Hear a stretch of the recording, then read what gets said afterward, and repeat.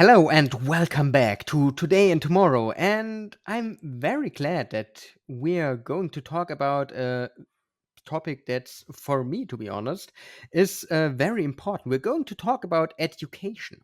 We're going to talk about education in the area of an all changing world. And you all know it, artificial intelligence is changing the world, but there's also data.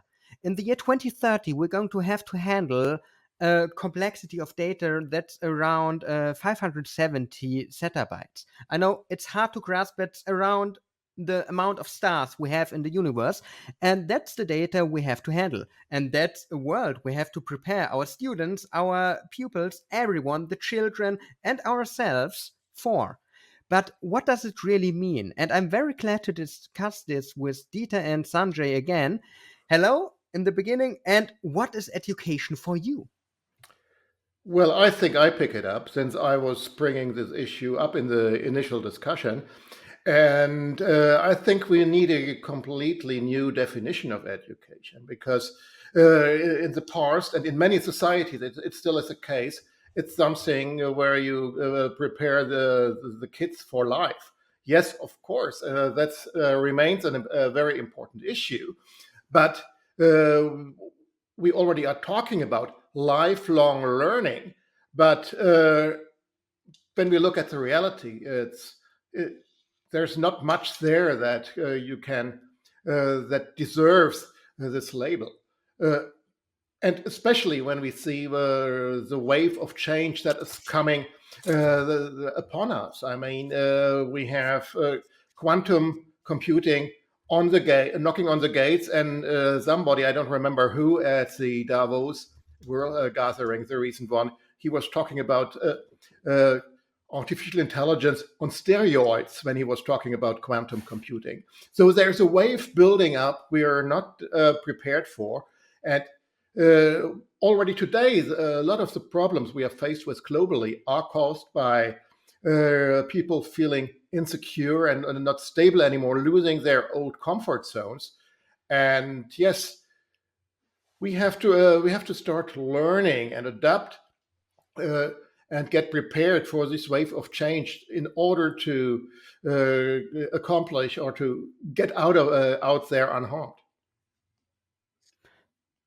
Yes, and for me, education is a basic part of every initiative for freedom and peace. So we are experiencing in Europe that people are coming from other countries to Germany, to Europe, and we need a program to integrate these new citizens into our society. And it won't work just giving them money or just giving them coupons for food. The most important thing is if we give them education, then we will also help people integrate into societies. That's why education is, for me, one of the biggest targets every country should have.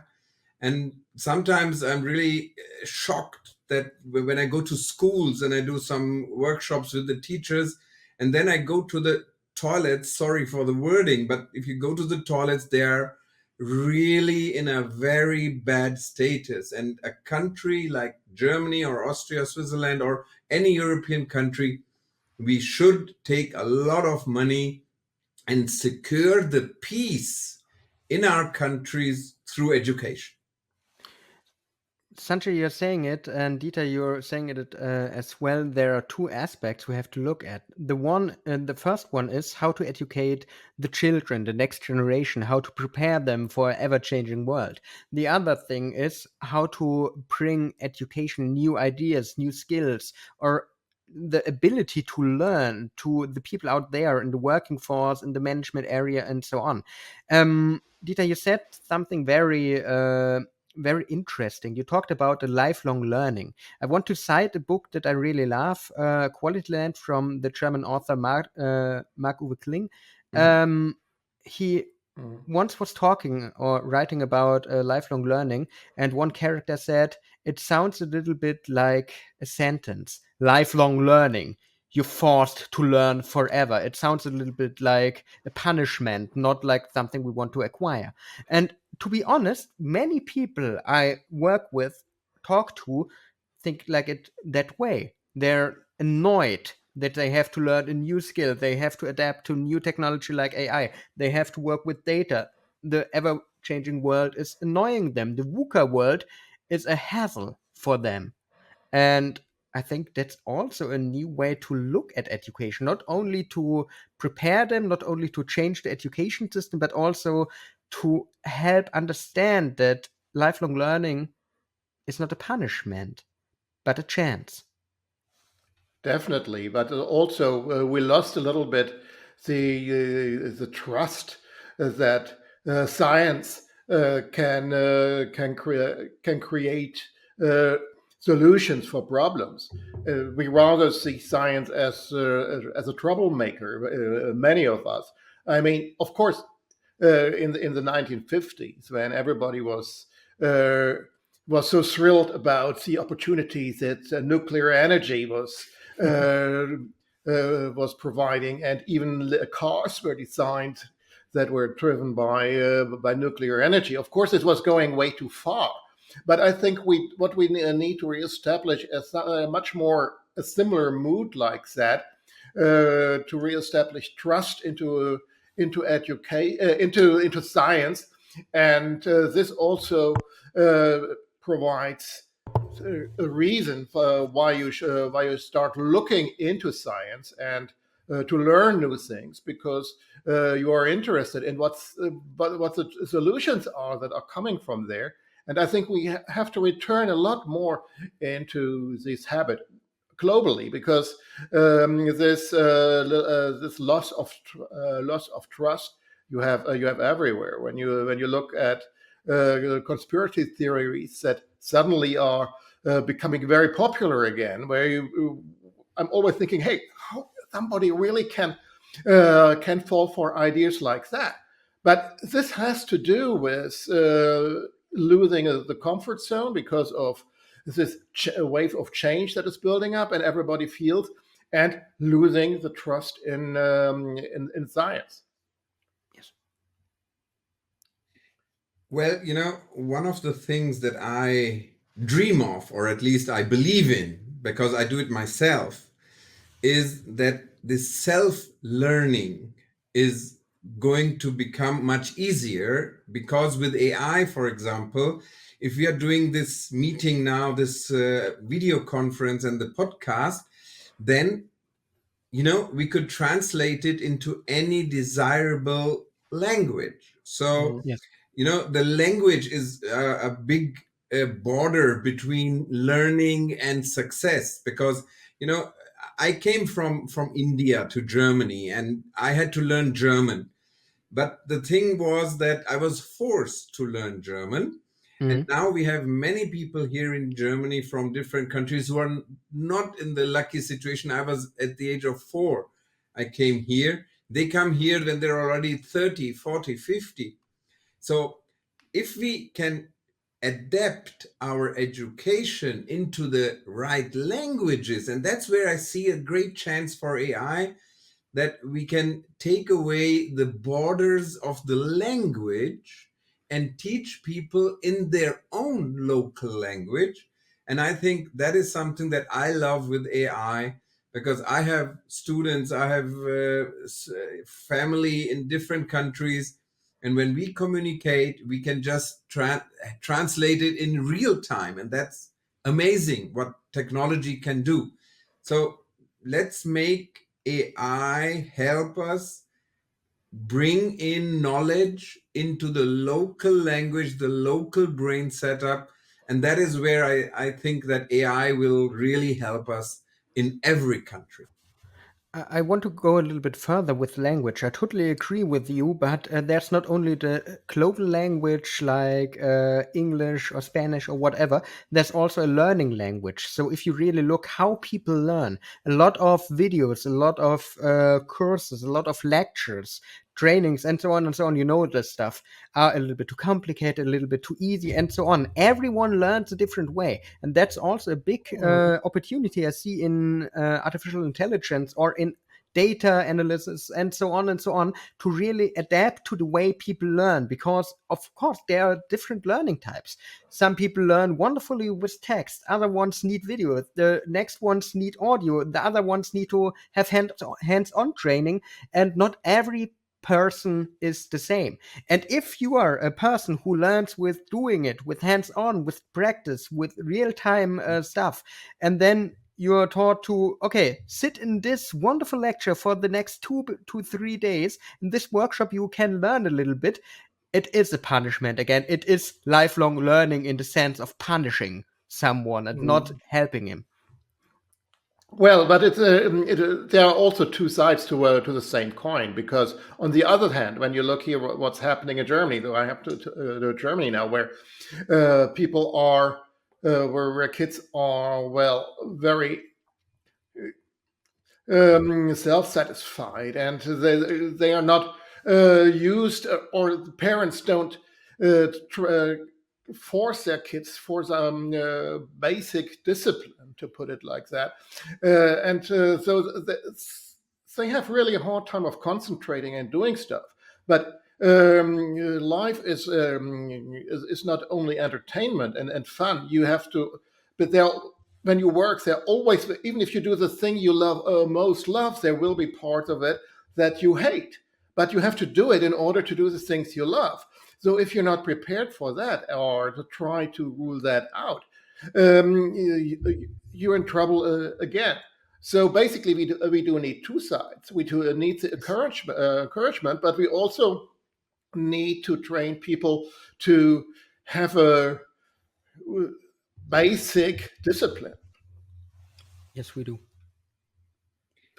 Yeah, the idea would be, why not take a German course to TikTok, for example, and combine, because I love edutainment, Yes. education and entertainment. That's the way I learn the best. That's, for me, it's always very good. If I have a lecturer there who is boring me to death, then I'm gone. But I need someone who gives me something to think about. So what about the teachers? Do we need to reteach the teachers how to teach their kids? Because when I go to schools, I still see that the teachers are quite frustrated. They're doing a good job, but the kids are not learning. And in Mm. universities, it's nearly the same. Luckily, not in my classes. They love to be there. And I also tell them, if you use the mobile phone, you're out. So also teaching the discipline, just like Dieter said, it is very important that we have a certain discipline, but it has to be playful and has to make sense. Just to forbid it in school, no mobile phone in school, is not intelligent. Mm. Well, I have to say, to reteach the teachers, it's a little bit of a yes no. Um, you have to reteach them a little bit. You have to help them adapt to the ever-changing world, to the VUCA world. Today, I love the world, ever-changing world. Apparently, you have to teach them that there's a new way of working. I have many colleagues in university and so on who say, okay, I forbid people to use ChatGPT and code to write their essays. They still will do, and then they say, "I can see when they use it." Okay, it's they can't. But the biggest thing is they have to learn that the world is not stopping to change. There's a new opportunity. But on the other hand, and that's why it's a yes no. We can't really force all the teachers to adapt to new stuff. There needs to be a different solution. And several years ago, I took a travel. I planned together with a network a wonderful short trip to Estonia, where we entered with a lot of companies and startups and university students, and we're traveling around, visiting companies, visiting accelerators, and we visited an accelerator from a university that offers special rooms that I really loved it. Rooms where kindergarten kinder, for example, or pupils can enter. The rooms are sponsored by Estonian companies, for example, in virtual reality, in robotics, in AI. They are totally free to prepare the room as they wish. If they want to put 4 or 5 VR headsets inside, it's wonderful for them. If they want to have a robotic arm in it, wonderful again. And the children come, enter with their teachers, get a lecture from an expert. They have an hands-on experience. They can learn it edutainment, can learn it a little bit by playing with it, having a new grasp of it at a very, very, Mhm. very young age. And that's what a teacher could never do. A teacher could not be an robotic expert suddenly, or an immersive media guru, but he can help them to find the right connections. And that's something I really miss, especially in universities. It is sometimes like it I miss in classical schools, in with young people in kindergartens and so on and so on, where they have a touching point with new technology, with companies, with the world of the future. That's not that the teachers or the educators will lose their job or are less worth or anything like that. They have add on. They have a new possibility to teach stuff they can't know. And I think we should adapt that in our country, in every country, because I think Tallinn, Estonia is doing a wonderful job here. Well, but we have one more problem that we haven't mentioned it. I was at a convention lately where we talked about education in schools, and more than half of the teachers in Germany are afraid of the new technologies, and they see it as a threat. But what I want to mention is we are a little bit caught in the situation, and not lifelong learning. We are in the basic education for kids now. How can we uh, improve the situation for older people? How can we get uh, people like me in my 60s? I mean, okay, I'm living in that world, so I'm not really the target group, but a lot in my age, they are just not able to be, because I never learned it Mm. to stay up to date. They lose interest. So how can we attract them to keep up with the speed of innovation? And I think this will be one of the big issues, because otherwise we lose them. And another issue in this aspect too is that companies, for instance, still see older people as such as being unable to adapt to new situation, and that's why still older people have hard time getting a job when they lose their old one, and um, or to get promoted. And they still lose their jobs because they're so expensive, and younger people learn faster, and they are cheaper. So we also will need to find a solution for that.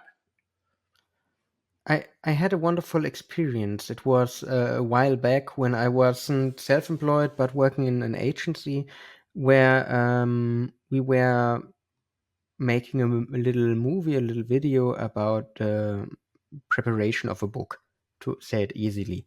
And we were walking around with the camera. I was here for the interviews, for the content. I had a cameraman with me, and we encountered an older employee of the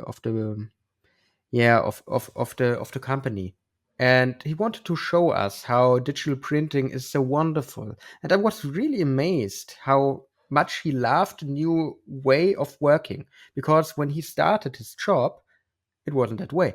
And I asked him why he loved it so much. He had a very simple reason that's kind of fantastic. He was telling me, I really love this way of working because my wife isn't angry at me that I come home with dirty clothes. Digital printing enables me that I am clean at the end of the work shift. This was such an easy solution that he's amazed by the new technology. And Mhm. that's why I tell the story. That's the way I think we have to handle stuff like this with elderly employees, with people who are really used to work a special way. We have to find out the little key aspect that changes everything for them. That's not that the company saves a lot of money. That's very not interesting for them. Or that the company saves time. They still have to stay from 9 to 5, for example. It's the little things like the clean clothes that makes the difference. And I think in lifelong learning we have to look for this little wow factor, this little added value that can change everything, and tell the people, okay, when I can get this, I will learn everything you tell me because wonderful, cool, I take this. Learn, or the artificial intelligence will take your job. That's punishment again. That's a very terrible reason and a terrible, terrible story to tell people. Please don't do Definitely, this. yes. That's not a Dear real viewers and motivation. listeners, don't do this. Yeah. That's But that's what very a bad that's how it idea. is done today. Dieter has a bad idea. Don't adapt it. That's how it is done today, and many very often. Yes. Another perspective, maybe from my side. The thing is, our society has been educated that we go to school, we go to university, we get a job, and then we go into pension, and that's it. So maybe we just have to also change the societal thinking about getting older, because people are, I have people who tell me, Sanjay, in 2 years I'm getting a pension, and then forget about all this stuff. I'm then in my house and everything is over. But they are still young. They are young in mind. They are fit, because the 60 or the 70 is the new 60, and the Yeah. 60 the 50, and the people are young at heart, young at brain, but are still in pension, and we are losing them in the working market. So we have to tell the business people, the CEOs, hey, these guys are fit and they want to work, and those who are coming up next, they should be educated in a way that, hey, it's not the end of life when you Yes. leave a company at 65 in Germany, but it's a start. You can even start with a new idea or anything, or even earlier.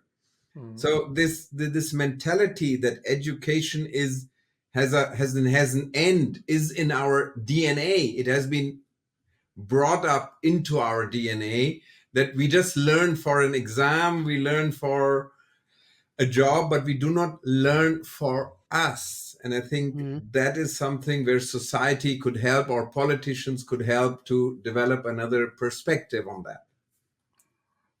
That's a wonderful idea to learn for us. I think that's really a good motto and a good vision Well, for education.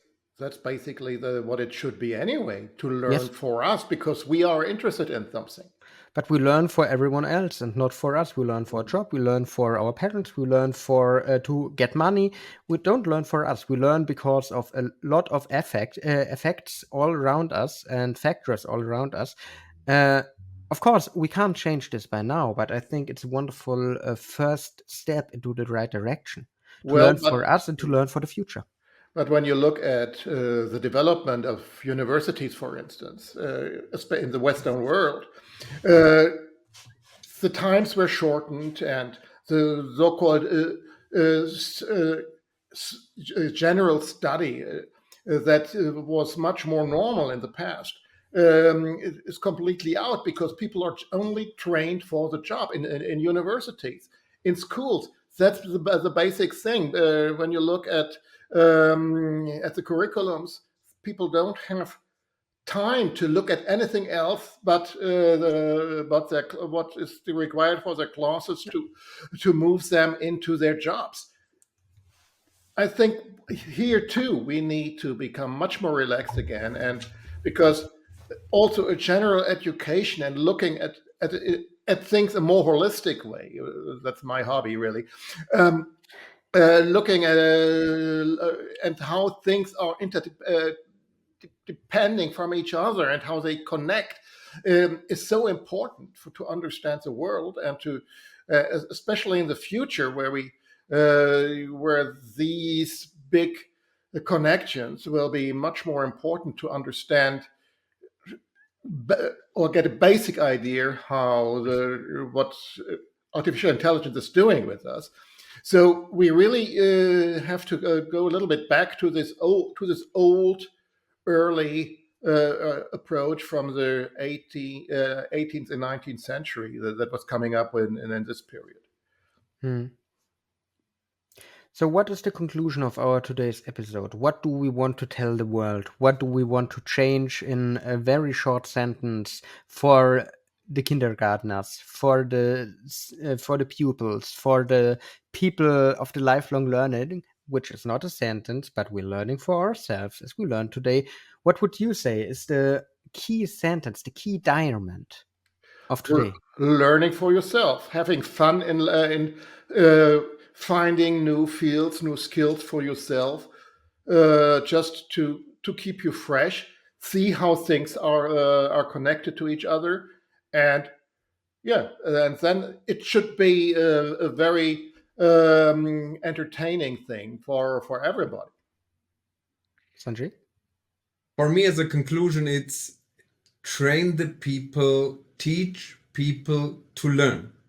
So, this is for me the most important thing. Politicians, all the leaders have to make it easy for people to learn how to learn. Once you know how to learn, you will automatically start gaining knowledge And And for let them learn. and let them learn, and yes. let them And for learn. Exactly. Yeah, because that's something that is in today's world is also at a certain age they don't expect you to be too initiative. And for me, it's, to be honest, just to start with the youngest, to really enable the next generation for the next generation, for the future, help them collaborate, bring people who know it really how the world is ticking or how technology and trends, we were talking about mega trends as well, are changing the world. Start with the youngest and be open for a new world. And that's how we conclude this episode of Today and Tomorrow. I hope you enjoyed. Dieter, Sanjay, thank you again for the wonderful talk. Everyone out there, I hope you had fun. I hope you got a little bit of new ideas how to design a lifelong learning, how to change education in the total. We see each other in the next episode, and I say thanks to you too, and goodbye to everyone out there. Thank you so much. I We can't change this by now, but I think it's a wonderful first step into the right direction to well, learn for us and to learn for the future. but when you look at the development of universities, for instance, in the Western world, uh, the times were shortened and the so-called general study that was much more normal in the past is completely out because people are only trained for the job in universities, in schools. That's the basic thing. When you look at the curriculums, people don't have time to look at anything else but what is required for their classes to move them into their jobs. I think here too we need to become much more relaxed again, and because also a general education and looking at things a more holistic way. That's my hobby, really.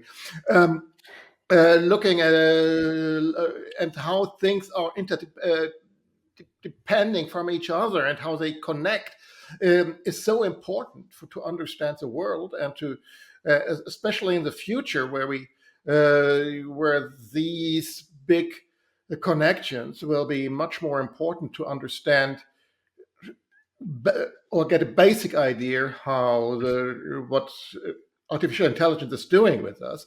So we really have to go a little bit back to this old early approach from the 18th and 19th century that was coming up in this period. Hmm.